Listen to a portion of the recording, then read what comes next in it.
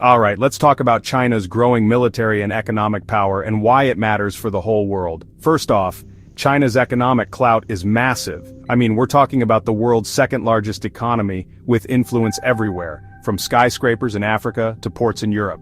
China's One Belt, One Road initiative is a prime example. They're building railways, highways and ports in countries like Pakistan, Malaysia, Laos, and way beyond. But here's the kicker: these projects make those countries more dependent on China, both economically and politically. Take South Korea. In 2017, they allowed the US to install a missile defense system known as THAAD. China did not like that, so what did they do? They cut exports, squeezed tourism, and restricted South Korean businesses. That's economic power in action.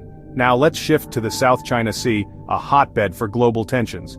China's building artificial islands and military bases in disputed waters.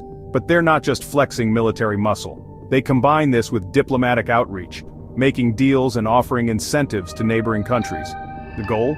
To reshape the regional order and expand their influence one reef at a time. And it's not just about territory. The People's Liberation Army, or PLA, is getting a serious upgrade.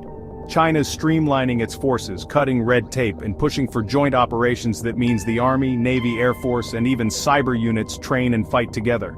They're investing big in high-tech areas: artificial intelligence, hypersonic missiles, and cyber warfare capabilities. Their Navy? It's launching new ships like crazy with a Marine Corps that tripled in size in just a few years. China's Air Force is now part of a nuclear triad with nukes on missiles, submarines, and bombers. And in cyberspace, the PLA has a massive team engaging in espionage and maybe even swiping US fighter jet designs to build their own advanced jets. So where does the US fit into all this? Washington sees China as a rival, not an outright enemy. They're keeping communication lines open, monitoring China's moves and countering where they can. Transparency is key, but let's be honest, both sides are wary. To wrap this up, China's rise isn't just about more money or bigger armies, it's about blending economic pressure, global investment, and rapid military modernization to challenge the US-led world order. The PLA wants to project power globally, especially in the Pacific, while using cyber, space, and economic tools to expand China's influence, and that's rewriting the rules of the game.